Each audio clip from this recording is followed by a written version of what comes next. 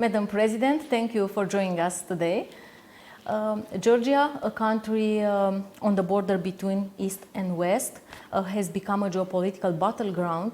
At the same time, Romania was one step away from electing a far-right president who was said to be pro-Russian. What kind of danger did Romania face? The danger that we are now experimenting today in Georgia, which is that through elections, through democratic means, Russia is now trying to capture states the way it used to capture states through military intervention, or tried to. In the recent past, Russia has tried to use military intervention against Georgia once, then against Crimea and Ukraine once, and second time in 2022. And it has not achieved the objectives of these military interventions. It has not achieved in Georgia because it was designed to prevent Georgia from continuing on its European path, and in fact it has not reached that objective, even if we have two occupied territories. And in Ukraine we see very clearly that it has not reached the objective of taking over the regime, changing the regime through military intervention.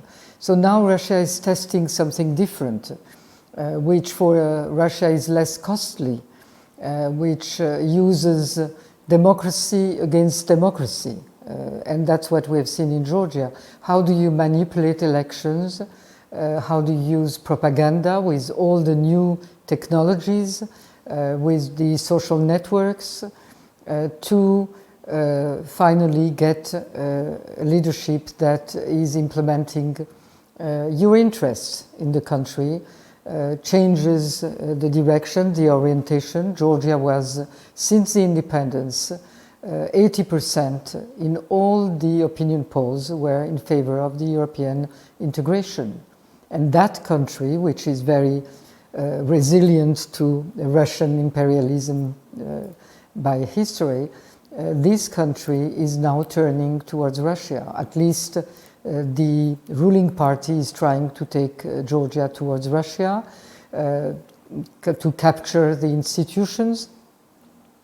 And that's the danger. That's the danger you have avoided because you still had an independent constitutional court that could make a decision. We didn't have that chance. Already our institutions had been taken in hand and were no longer independent, so the Constitutional Court did not rule on the question of the elections. Moldova had the chance to have a diaspora, and we were not able to let our diaspora vote in the way it should have voted. So out of 1 million of voters outside of the country, only 34,000 were able to vote. In your opinion, can Georgia still be saved? I think that Georgia can still be saved because people are still protesting, despite the very heavy repression that we're experimenting these days. It is very clear that the Georgian population is not ready to accept. And the reason it's not ready to accept is that it's not just a political crisis, it's not just elections that were taken away from the people. It is the sense in the population that we are, against our will, taken towards Russia. That's what explains that the Georgian people on the streets, 205 days, are not going to stop protesting, are not going to accept, because in their history they have never accepted to defer to the Russian power. Everybody saw what happened in Georgia. Everyone was impressed by the pro-European demonstrations in Georgia. Then came the shock of street violence, but nothing more. No one acted. Did you expect more support from the European Union?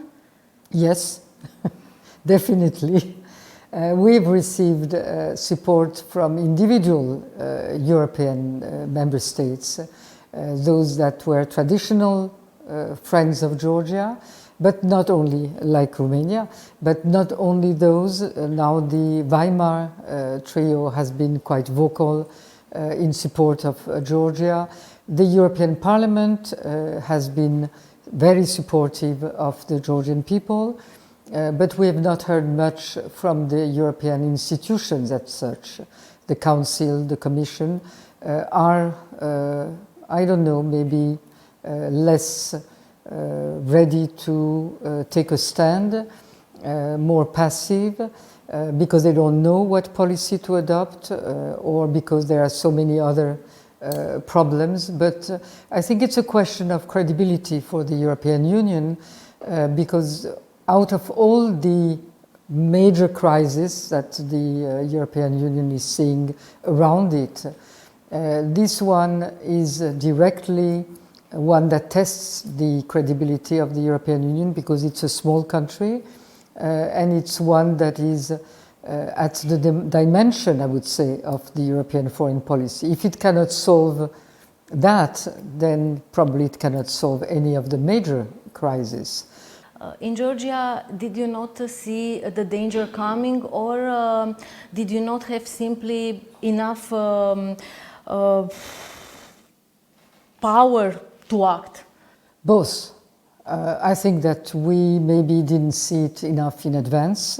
We were seeing some signs, but it was interpreted as being more of an internal way to keep power, as it happens when years go by and erosion of support from the people, so you try to keep some means to keep power.